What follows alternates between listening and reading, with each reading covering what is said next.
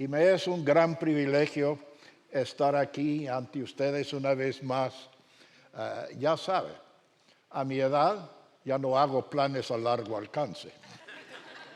Entonces no sé cuándo estaré otra vez. Pero yo creo que para mí es un enorme gozo estar aquí en este mes de septiembre por el aniversario. Sí, yo sí estoy 10 años, 10 años. 10 años comenzamos en el auditorio de la escuela Mendenhall, aquí en el este de Plano. Y me acuerdo que cuando en el auditorio pequeño de la escuela llegó Chuy, nuestro guitarrista, Jesús Roque, llegó ahí a dirigir solito. Estaba Nick, el tamborista, él estaba, pero lo teníamos enjaulado, porque el auditorio era tan pequeño que era mucho sonido. Entonces, y ahora le ponen micrófonos, imagínense. Así es que hemos crecido un poco. Me alegra mucho festejar eso, es digno de festejar. Hay algunos que son nuevos. Me gustó hoy, es que cada domingo, una hora antes de este servicio, hay un grupo que está orando. Y había una persona nueva que no sabía mi nombre. Qué bueno, qué bello. O sea, gente nueva que viene. Eso es lo que me llama la atención aquí en Chase Oaks. Que somos amigables, somos abiertos, buscamos que cualquier bienvenido que sea, el que sea, y es muy bíblico y lo vamos a ver recalcado hoy día. Este mes de septiembre todavía nos faltan varias fiestas patrias, pero en el calendario judío hay dos fechas bien importantes. El Año Nuevo comienza en septiembre para ellos y el primer día de fiesta es el más grande del año. Y ustedes lo van a ver en la televisión, sale el Yom Kippur, el día de perdón, el día de expiación, el día de arrepentimiento, todo eso. Lo celebran el 24. Y lo van a ver porque siempre sale algunos comentarios en la televisión. En el Yom Kippur, durante los tiempos de Jesús, era un día temible en el templo porque el sumo sacerdote, el único que podía entrar en el lugar más santo, en el santísimo lugar, era el sumo sacerdote y solo entraba una vez al año. Y entraba en la mera presencia de Dios y tenían tanto miedo que pudiera fallecer ahí que le amarraban una soga para que lo pudiesen sacar si es que cayera muerto allí. Y entraba primero para hacer un sacrificio por sí mismo, después por el pueblo, y tenía que rociar la sangre del sacrificio sobre el arca del pacto. El arca del pacto ahí estaba, y arriba había dos querubines, son seres celestiales, querubines, y una plataforma que era donde estaba Dios. Entonces rociaba la sangre allí para el perdón del pueblo. Eso ya finalizó en el año 70, cuando el emperador Tito de los romanos conquistó a Jerusalén y lo derribó, no dejó piedra sobre piedra. Pero hasta la fecha lo siguen celebrando. Ya no hay templo en Jerusalén de judíos, ya no hay sumo sacerdote, pero lo siguen celebrando. Y es interesante cómo ellos hacen eso. Pues titulé este mensaje La justicia de Dios. Y tiene que ver no solamente con quién es Dios, sino cómo tú y yo podemos relacionarnos con Él. Porque Dios sí es misericordioso, sí es lleno de gracia, pero también es justo, también es justo. Y eso es porque nosotros, al relacionarnos con Dios, vamos a necesitar lo que Él hace. Entonces, yo creo que es bien interesante esta cosa. Es que Dios, en el Génesis, es tan bondadoso que colocó nuestros antepasados en un bello jardín. Y en ese jardín había comida abundante de gratis. Ahí solamente tenían que cortarlo. Árboles frutales de toda especie, todo lo que pudieran querer. Y solamente había un solo árbol que dijo que no. Y era el árbol, y aprendan por favor su nombre. Es el árbol del conocimiento del bien y del mal. Olvídese de esa cosa de que el manzano. Nada que tiene que ver con la manzana. No fue un manzano. A Adán no se le atoró aquí. ¿Ah? Lo tragó. Lo tragó. Entonces, el árbol del conocimiento del bien y del mal. Y todos nosotros lo sabemos. Sabemos lo que es bueno y sabemos lo que es malo. Y eso porque nuestros progenitores comieron de este árbol. Pero Dios puso algo. Y en el Génesis 2 está en el versículo 17, dice estas palabras. Dice, si comes de su fruto, sin duda morirás. Llevaba pena de muerte. Y hasta la fecha yo sigo viendo, la mortalidad humana sigue siendo el 100%. Por eso digo, no hago planes de largo alcance. Ya estoy un poco más adelantado que ustedes, todos vamos a la misma velocidad, pero estoy un poco más adelantado que muchos. Y la muerte es un 100%. Salvo un par de casos, Elías y Enoc, que si ustedes han leído ahí, pero desde ahí, todos. Castigo de muerte por pecado. Cuando Dios dice que no, es serio, es cosa seria. Y necesitamos hacerle caso. Él está buscando gente que le haga caso, gente que le obedece. Y Él está buscando eso. Es bien interesante lo que sigue, porque desobedecer a Dios, eso es la esencia de pecado. Hay miles de formas de hacerlo. Pero cuando Dios dice que no y usted dice que sí, eso es pecado. Cuando Dios dice que sí y usted dice que no, eso es pecado. La forma que lo hace, sobran. Hay quienes lo estudian. Y es interesante. Entonces, esto es interesante que la enseñanza también está en el Nuevo Testamento. Y en el Nuevo Testamento está en Romanos,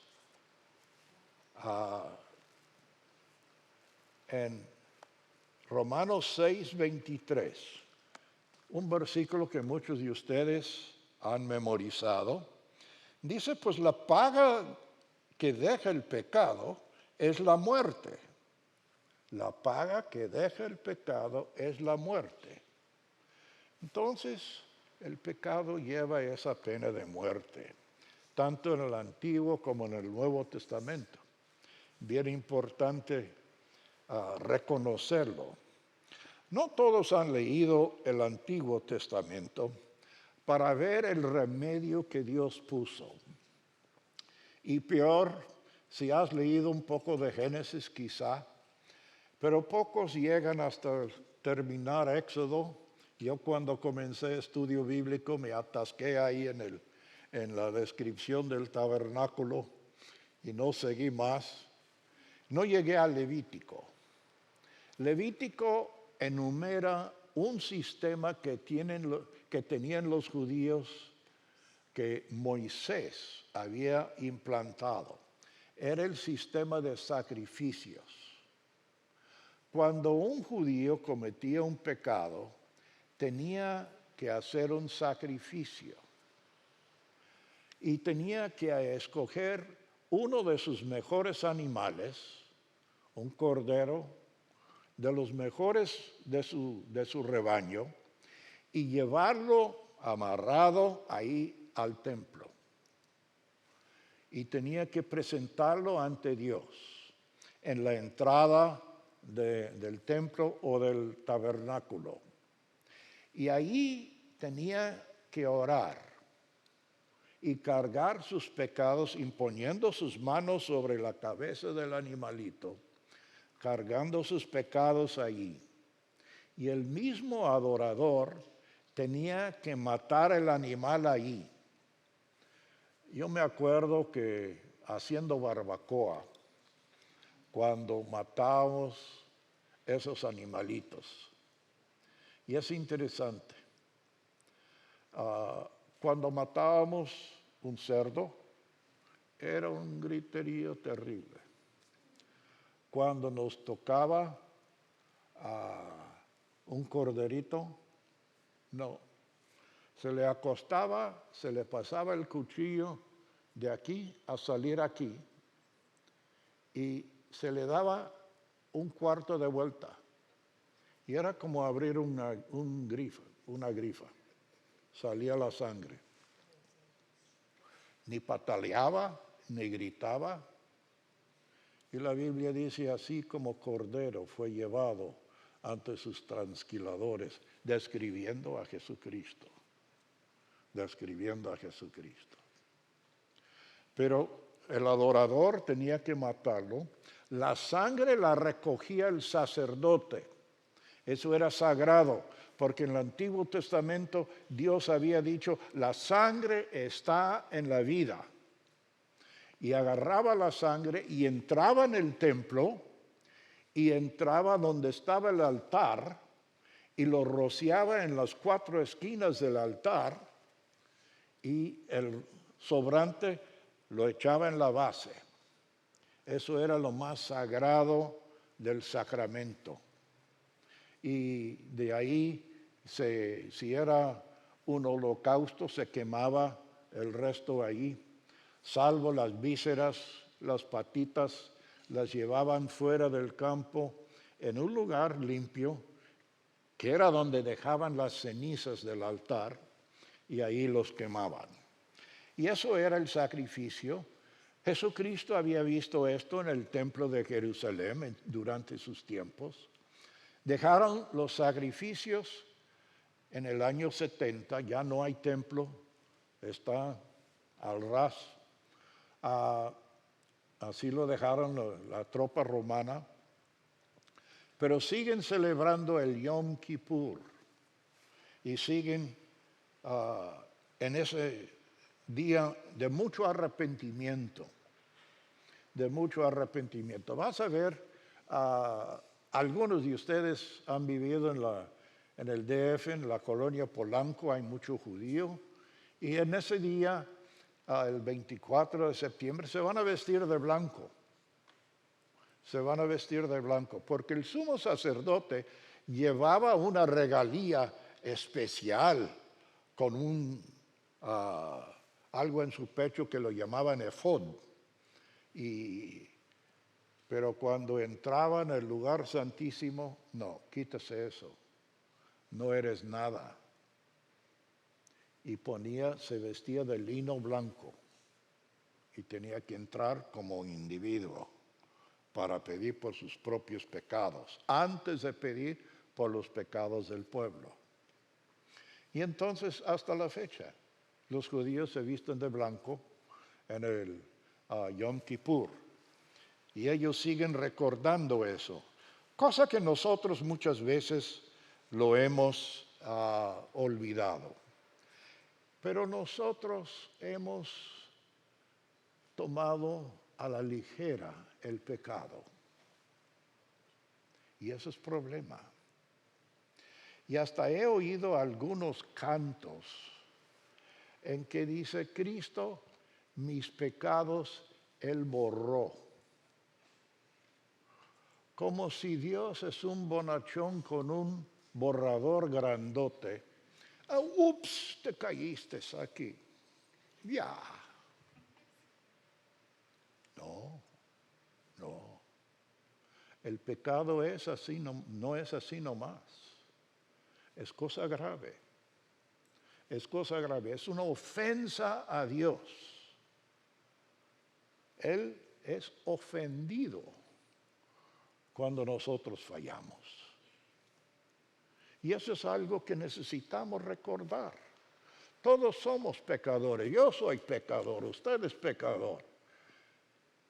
Pero necesitamos ver que cada vez que caemos en pecado, ofendemos a Dios. Ahora, ¿cuál es mi objetivo aquí? Buscar cargar culpa sobre ustedes de ninguna manera. Vamos a ver un poco más esto. Pero no quiero minimizar lo grave que es el pecado. Y quiero que quede bien asentado en esto. Esto es un estudio un poco difícil porque nos lleva a entender cosas que pocas veces hemos entendido. Y si les voy a leer un pasaje largo que lo explica. Los 4 evangelios terminan con que Jesús fue crucificado por nuestros pecados, lo bajaron de la cruz, muerto, pagó con su vida por sus pecados. Juan, cuando lo vio, lo dijo, he aquí el Cordero de Dios que quita el pecado del mundo. Y eso es lo que Jesucristo hizo por ti. Lo sepultaron y Dios recibió su sacrificio y lo comprobó levantándolo de entre los muertos. Salió a saludar a sus discípulos, a comer con ellos. Tomás no lo creía porque se ausentó, por eso no estaba presente en la primera vez. 8 días después aparece otra vez. Y Tomás dijo, yo no voy a creer hasta que me metan los dedos en las manos y mi mano en el costado. Y Jesús le dijo, Tomás, ven, mete tu mano. Tomás se levantó, pero cayó de rodillas ante él y dijo, mi Señor, mi Dios, reconociendo la divinidad de Jesucristo. Y entonces, después de esto, el libro de Hechos es lo que nos cuenta la ascensión de Cristo a la gloria. Pero es el libro de los Hebreos, un libro bien interesante que nos da otro detalle del Cristo ya resucitado, ascendido a la gloria. Ascendido a la gloria. Vayan conmigo en Hebreos y vamos a ver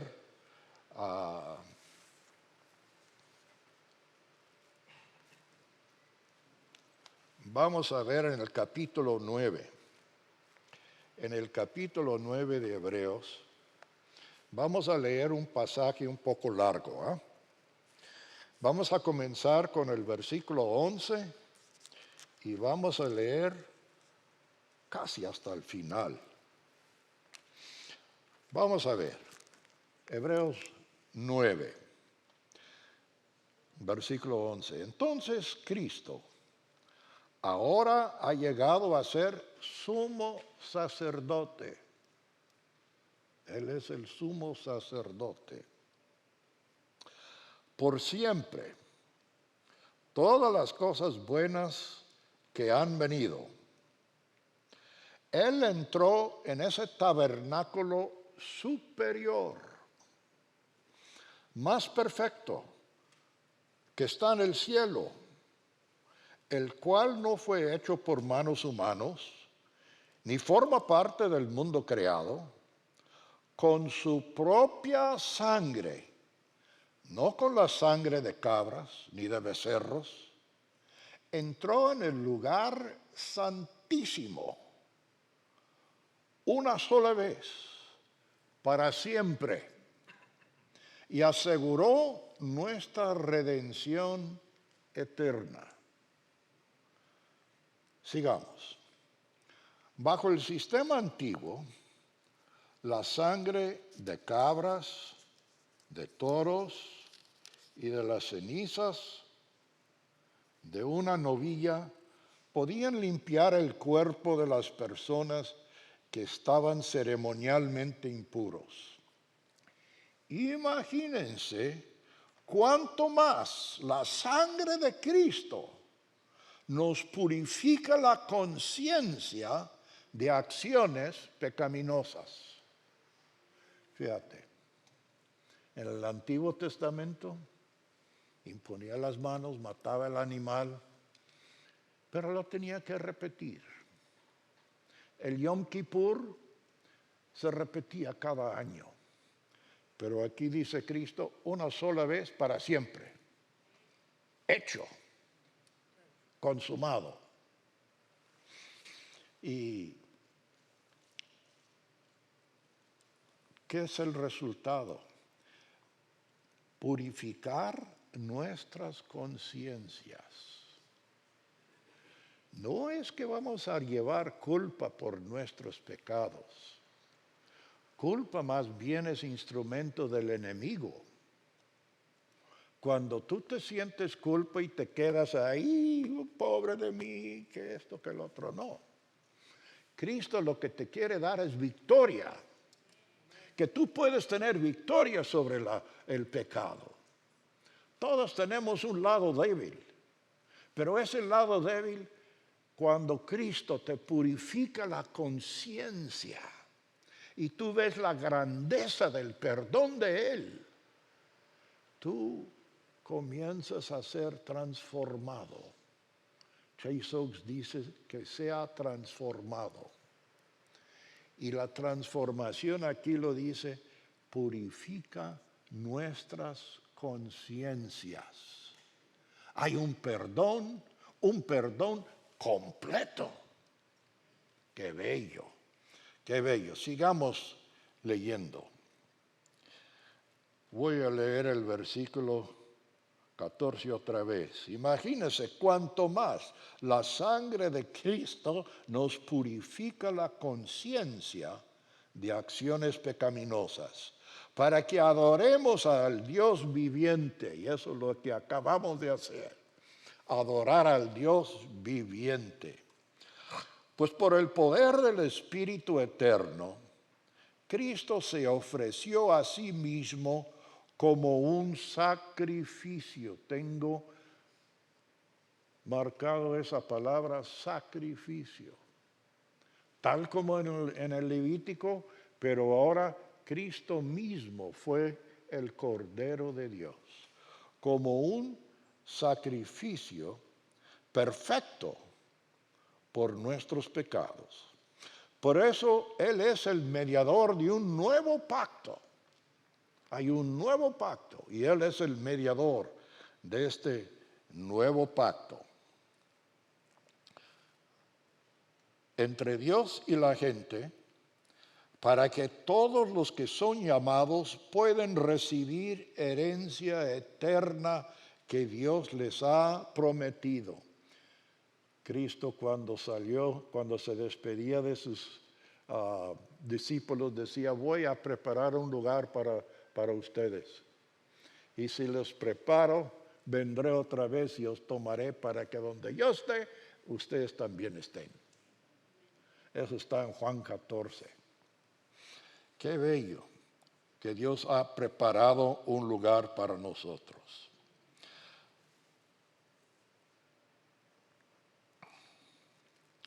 Voy con el 15. Por eso Él es mediador de un nuevo pacto entre Dios y la gente, para que todos los que son llamados pueden recibir la herencia eterna que Dios ha prometido. Pues Cristo murió para librarnos del castigo. Pecado sí hay castigo, pero Él murió para librarnos del castigo, para librarnos del castigo por los pecados que habían cometido bajo ese primer pacto. Sigamos. Ahora bien, cuando alguien deja un testamento, es necesario comprobar que la persona que lo hizo ha muerto. Es un testamento. El testamento solo entra en vigencia después de la muerte de la persona. Mientras viva, el que lo hizo, el testamento no puede entrar en vigencia. Por eso era necesario que Cristo muriera. Y por eso tenemos Antiguo y Nuevo Testamento. Por eso es. Sigamos en el versículo 18. Por eso, aún el primer pacto fue puesto en vigencia con la sangre de un animal. Cuando Moisés se reunió el pueblo ahí en el monte Sinaí y construyeron el templo o el tabernáculo, que era un templo portátil, se inauguró con sacrificios, con sangre de un animal. Pues después de que Moisés había leído cada uno de los mandamientos que Dios le había, los mandamientos de Dios a todos los del pueblo, tomó la sangre de los becerros y de las cabras junto con agua y lo roció, tanto el libro de la ley de Dios como todo el pueblo con ramas de hisopo y lana de color escarlata. Entonces dijo: esta sangre confirma el pacto que Dios ha hecho con ustedes. De la misma manera roció con la sangre el tabernáculo, todo lo que usaban para adorar, y de hecho, según la ley de Moisés, casi todo se purifica con sangre, porque sin derramamiento de sangre no hay perdón. No es un borrador, es la sangre de Cristo. Nuestros pecados le cuesta a Dios, pero Él pagó. Él pagó. Borremos esto de la mente, de que Dios borra pecados. Es cierto, pero hay que entender cómo lo borra. Lo borra con la sangre. Sigamos. Por esta razón, el tabernáculo y todo lo que había eran copias de las cosas del cielo. Debían ser purificados mediante la sangre de animal, pero las cosas verdaderas del cielo deberían de ser purificados mediante sacrificios superiores a la sangre de animales. Pues Cristo no entró en el lugar santo hecho por manos humanos, que era solo una copia del verdadero, que está en el cielo. Él entró en el cielo mismo, para presentarse ahora delante de Dios a favor de nosotros. Y no entró en el cielo para ofrecerse a sí mismo una y otra vez, como lo hace el sumo sacerdote aquí en la tierra, que entra en el lugar santísimo año por año con sangre de un animal. Si eso hubiera sido necesario, Cristo tendría que haber sufrido la muerte una y otra vez, desde el principio del mundo, pero ahora, en el fin de los tiempos, Cristo se presentó una sola vez, para siempre, para quitar el pecado mediante su propio sacrificio. Perdone un pasaje bien largo, pero no encontré mejores manera de explicar lo que Cristo ha hecho que leérselos directo de la palabra. Y ustedes ya saben lo que Él ha hecho. Él es nuestro sacrificio y es definitivo, una vez para siempre. Pues recuerden,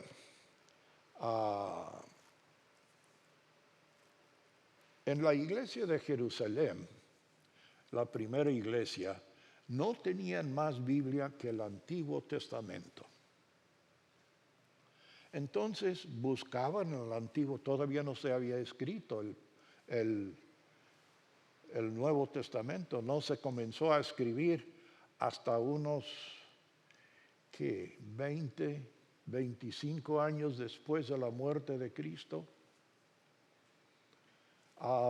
Recuerdan que Pedro predicó su primer sermón basado en el libro de Joel. Y el apóstol Pablo desarrolla una enseñanza neotestamentaria, o sea, del Nuevo Testamento. Y lo desarrolla y pocos entendíamos cuando leíamos en la Reina Valera Romanos 5:1. Justificados pues por la fe, tenemos paz para con Dios.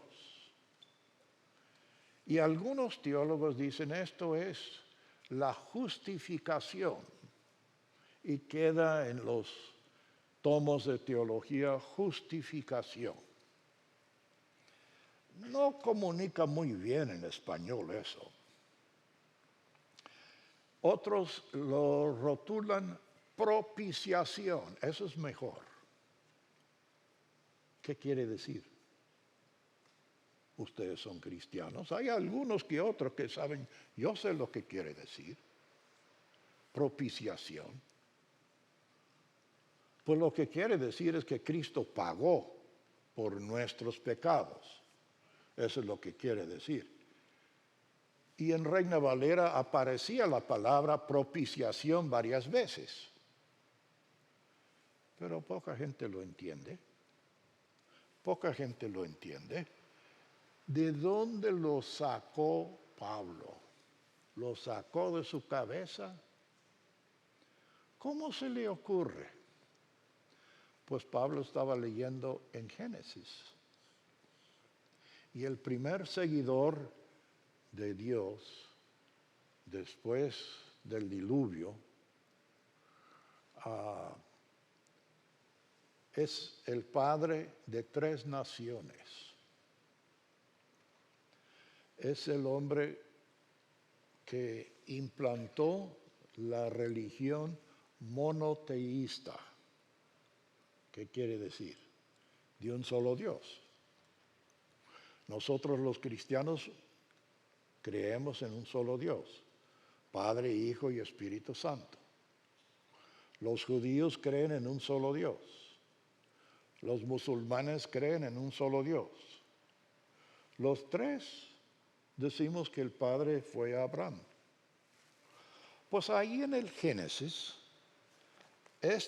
Pablo estaba leyendo, buscando cosas y encontró en la vida de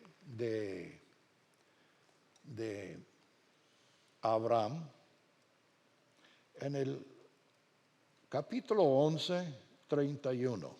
Dice, cierto día Taré tomó a su hijo Abraham y su nuera Sarai, la esposa de su hijo Abraham, y su nieto, y el hijo de su hijo Aram, y salieron de Ur, de los caldeos. Taré se dirigía a la tierra de Canaán, pero se detuvo en Harán y se establecieron allí. Taré vivió 205 años. Murió mientras aún estaba en Irán. Capítulo 12. El Señor le había dicho a Abraham, deja tu padre y tu parentela y a la familia de tu padre, y vete a la tierra que yo te mostraré. Haré de ti una gran nación, te bendeciré, te haré famoso, serás bendición para otros.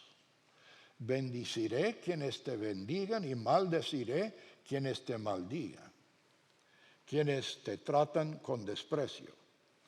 Todas las familias de la tierra serán bendecidas por medio de ti.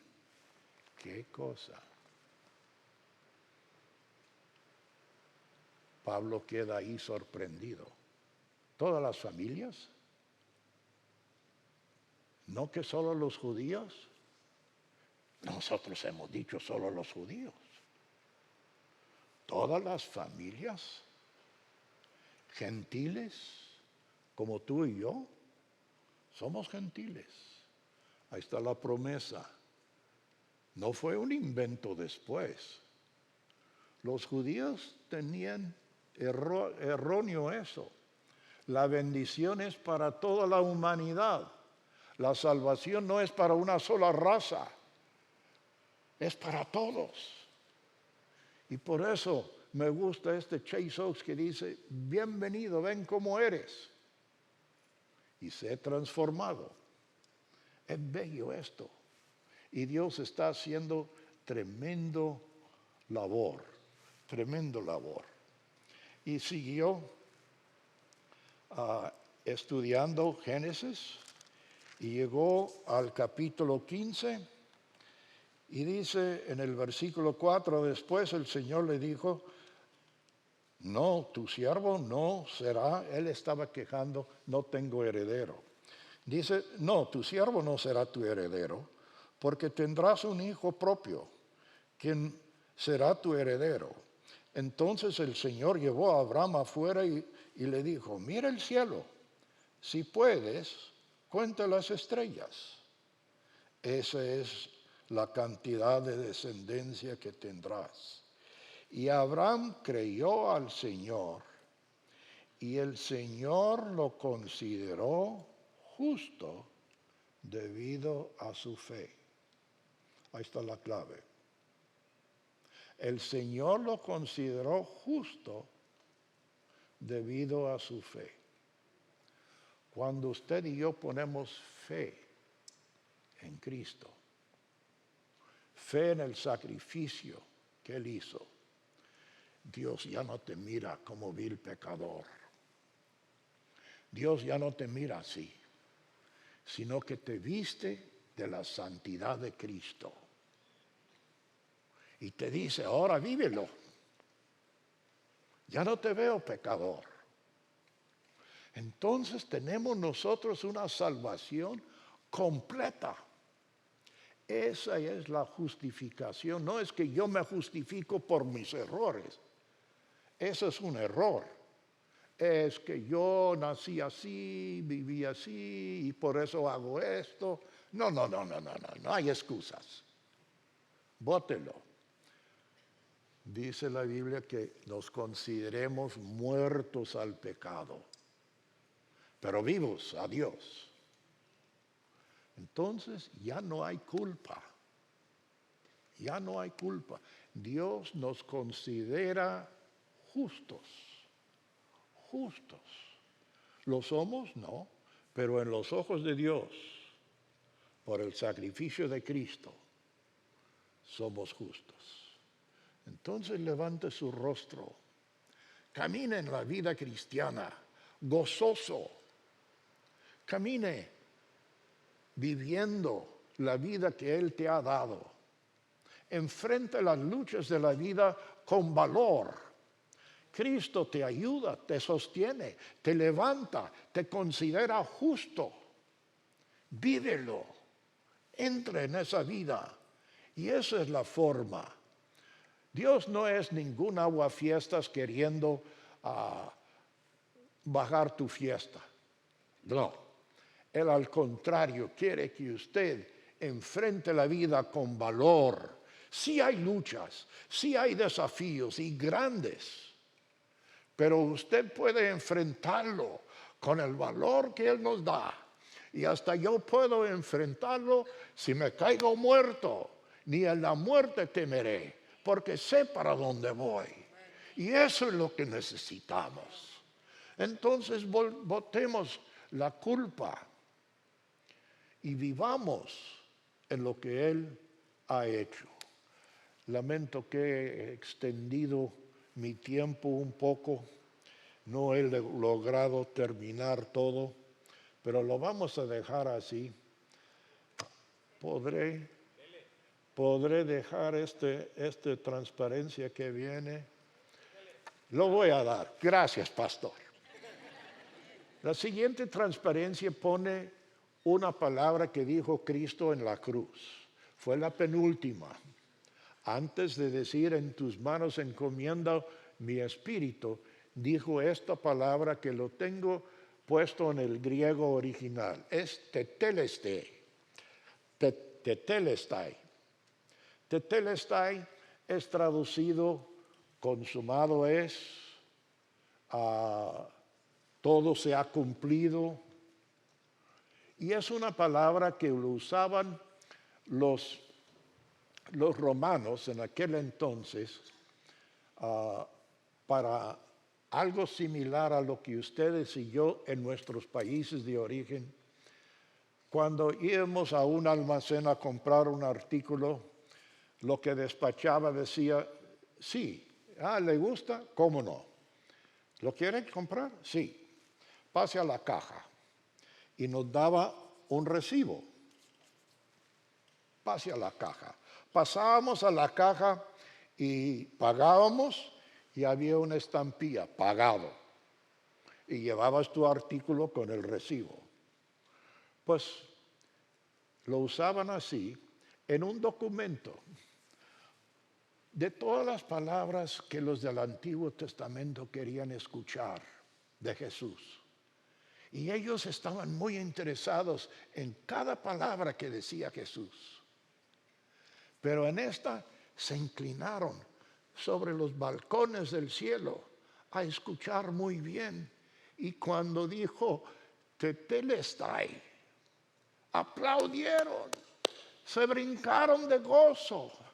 Porque quiere decir, porque ellos estaban en la gloria en crédito.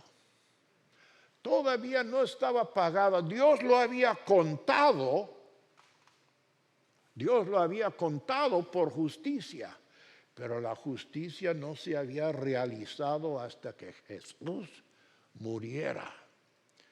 Y ellos ya tenían su documento pagado por completo. Estaban. Y por eso, en Hebreos, otra vez, el capítulo 11, dice que Noé, por la fe, Abraham, por la fe, y usted y yo, por la fe, tenemos, dijo Cristo, te voy a preparar un lugar.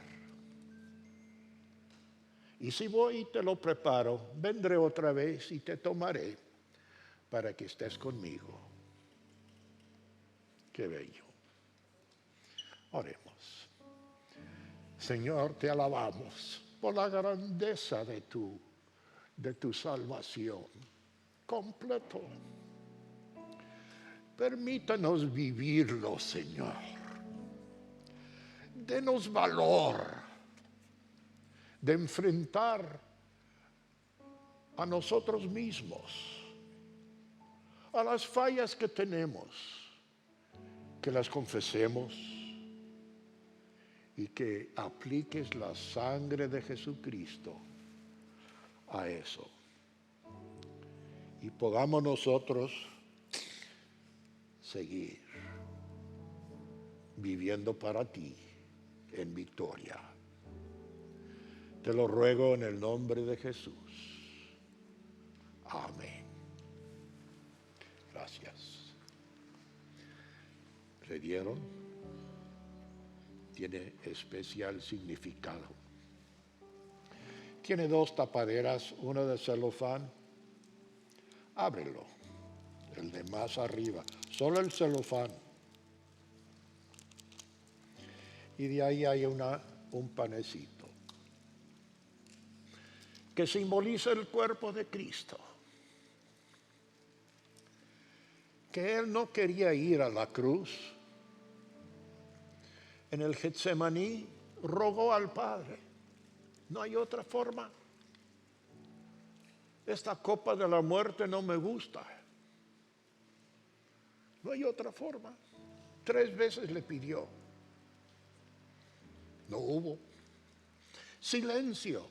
Tú has tenido eso que Dios no te ha contestado tu oración y tú dices, no, sí te contesta. La tercera vez Cristo ya sabía. Es inevitable. Voy. Y los ángeles vinieron a ministrarlo. Simboliza el cuerpo de Cristo clavado en la cruz, perforado su corazón con lanza. Murió por ti y por mí. Recordémoslo. Comamos.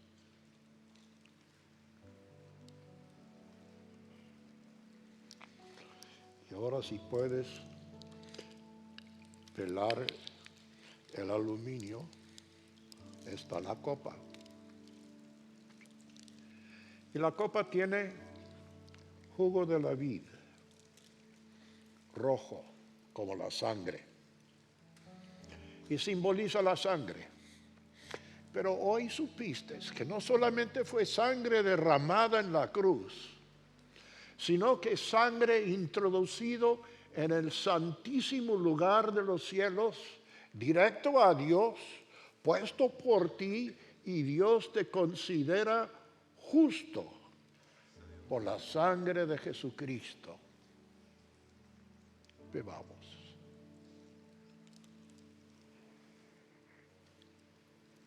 Alabado seas, Padre, por lo que tú has hecho. Gracias por tu presencia. Gracias, Señor. En el nombre de Jesús. Amén.